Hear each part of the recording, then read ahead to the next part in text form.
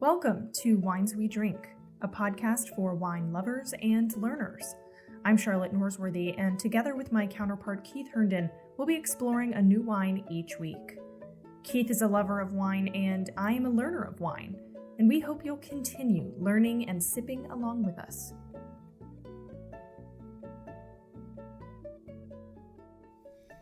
Welcome, everyone, to the Wines We Drink podcast. If you're a lover of wine or a learner of wine, you have found your podcast home.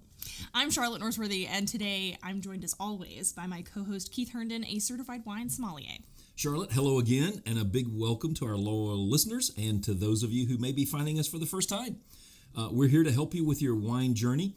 No matter where you are in your wine journey, we hope you'll find our conversations fun and insightful.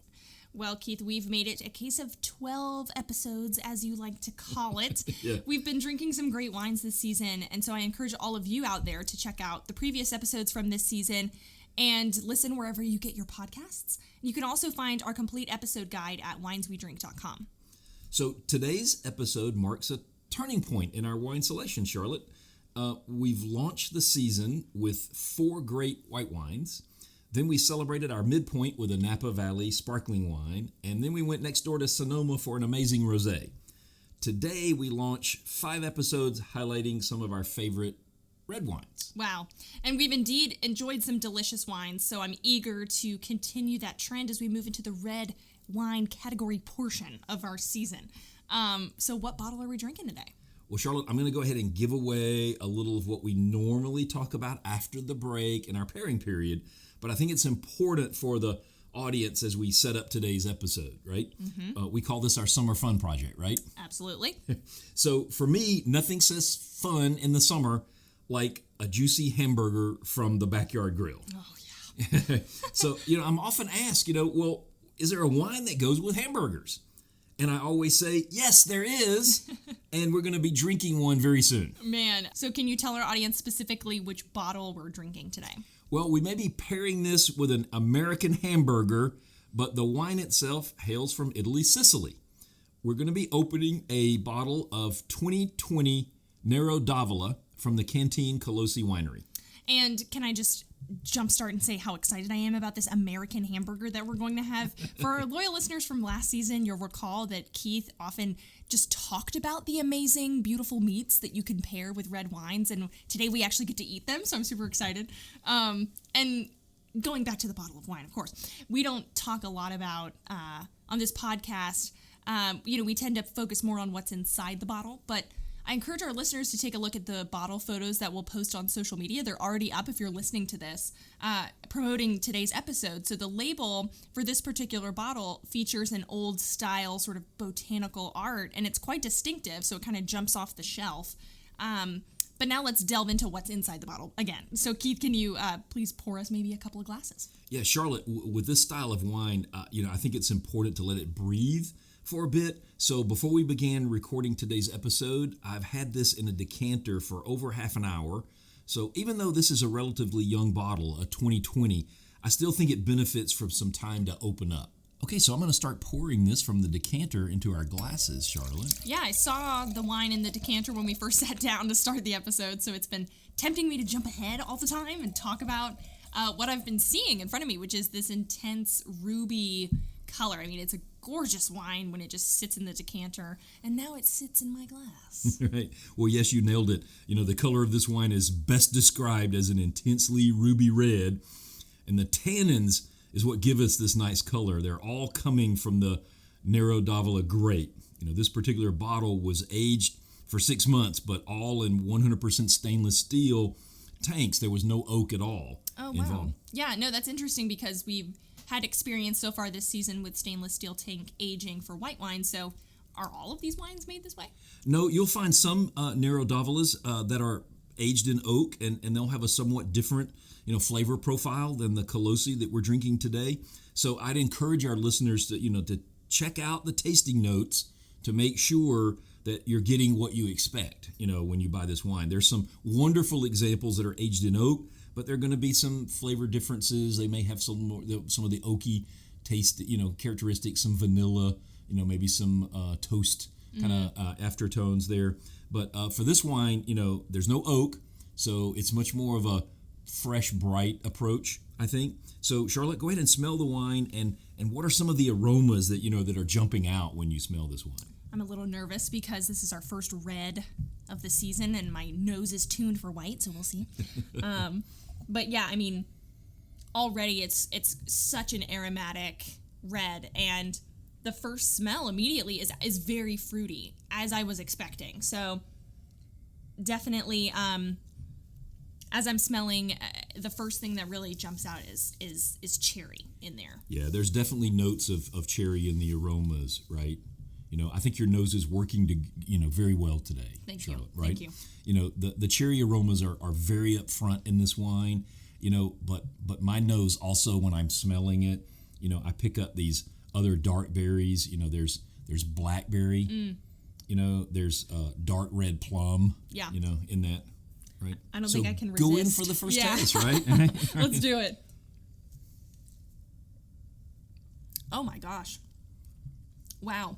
That's like a play in 3 acts. Right. That first taste is super robust, and I'm really not even sure how to put this into words, but perhaps a fresh and tart and fruity all comes to mind, which is crazy for how dark and ruby-like the red looks. Yes, those are all great ways to describe this wine. I mean, the winemaker notes even refer to this as crispy, which is not how red wines are often described, right? Mm-hmm. So, so go in there and take another taste, Yeah.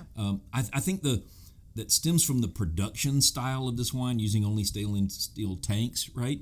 There are a lot of tannins coming through, so you're getting that tannic taste because the juice and the skin were in contact for a long time in this wine. But there aren't those oaky notes that we come to expect from a deep red wine, and I think that allows some other flavors to open up and come through. So what are some of those other flavors that come to mind to you? Yeah, absolutely. That is really what it is that I'm picking up on. That's so distinct about this red wine is the difference of the lack of the oaky notes. So I was taking another couple of sips, and what I was noticing was some subtle sort of spiciness around the rim of my mouth, and maybe just a better way to describe that would just to say pepper.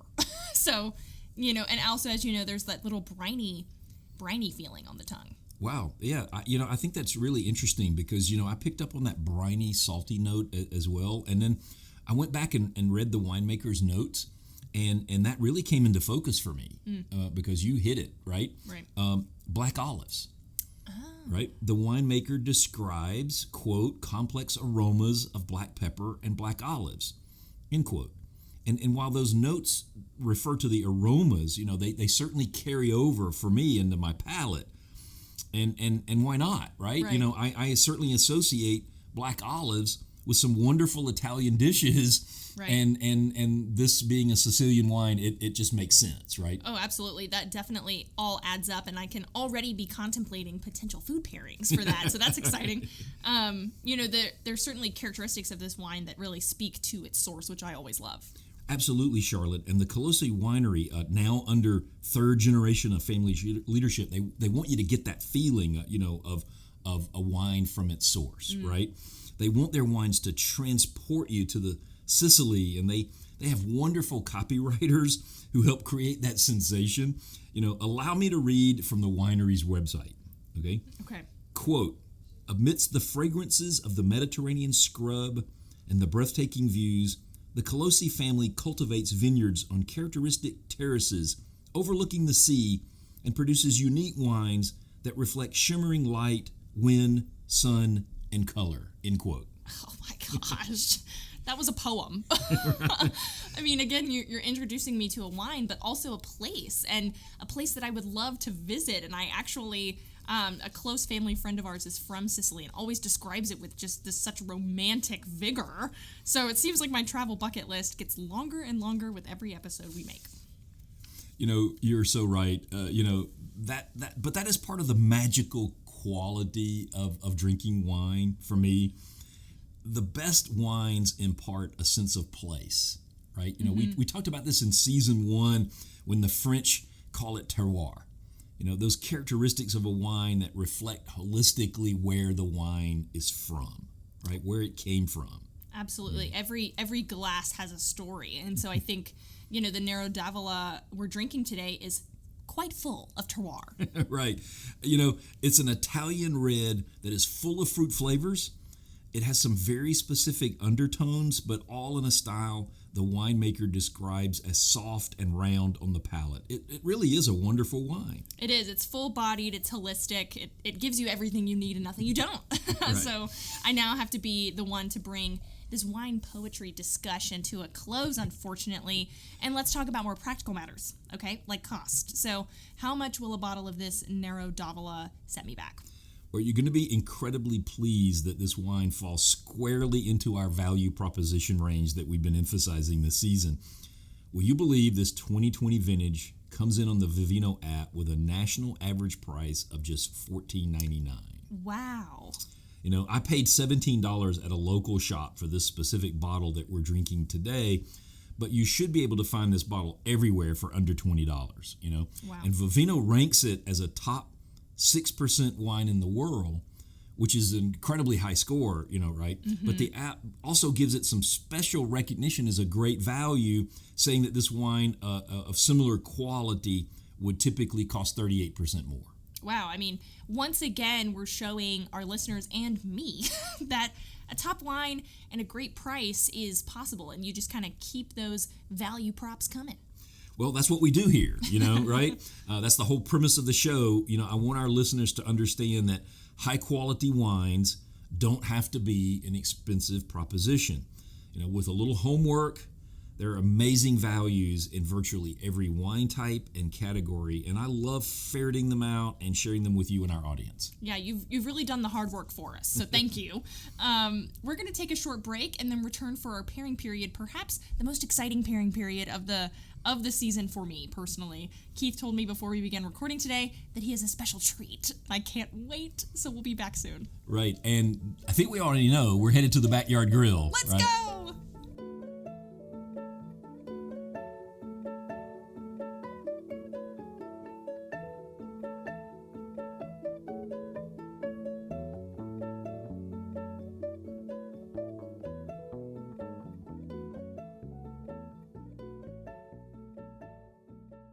Welcome back, everyone. You're with us today for our 8th episode in our summer case of episodes. We're now in the pairing period portion of the show, which is the best part, if you ask me, where Keith is going to share his ideas for how to pair today's wine with food. Before the break, I mentioned Keith said that he had a special treat in store. Let me tell you, listeners, he did not disappoint. Thanks to the magic of audio editing, our break on the show seems normal and super short, but we've actually been out on Keith's deck grilling hamburgers. Yes, as I mentioned at the outset of today's episode, I selected a wine that is a perfect companion to those summer grill burgers. It has the body to hold up to the fat content in the burgers, but I have to say there's a little bit of an irony in my selection today. Okay, irony. What do you mean?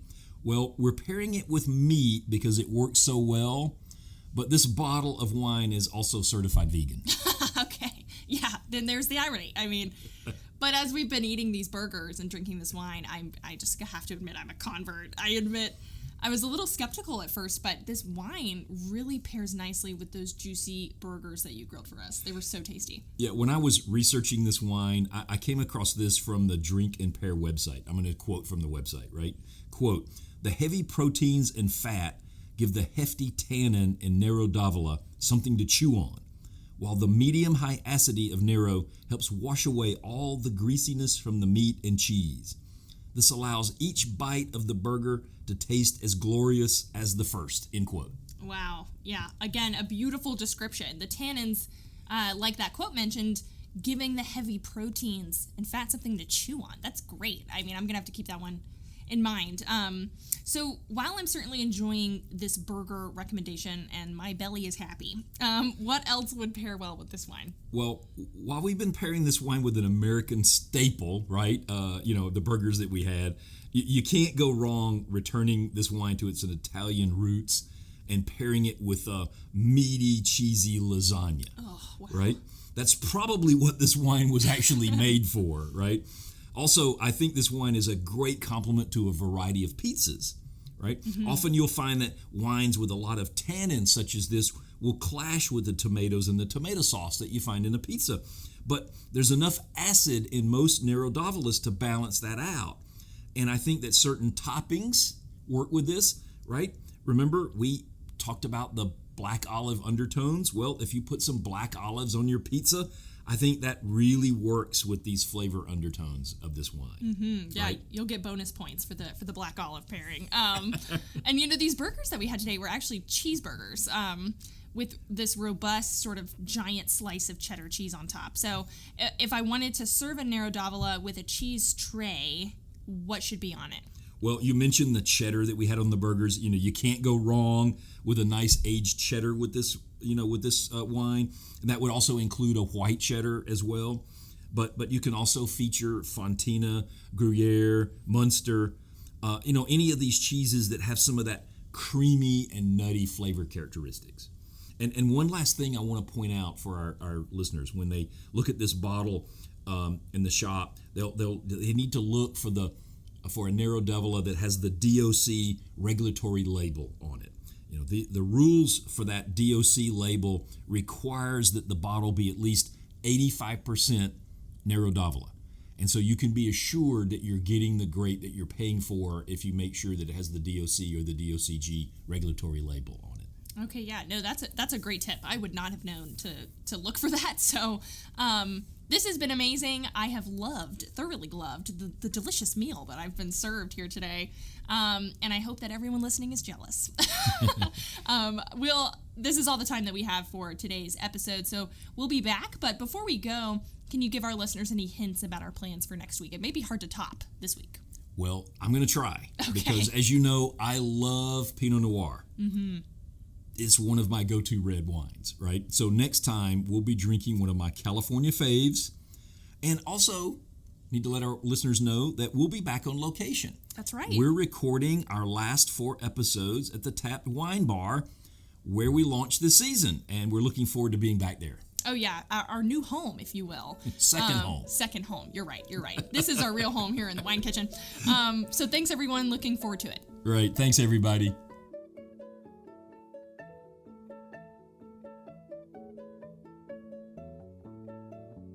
Thanks for listening to Wines We Drink. Listen to our other episodes anywhere you get your podcasts. Be sure to follow us on Twitter @WinesWeDrink and on Instagram @TheWinesWeDrink. Cheers.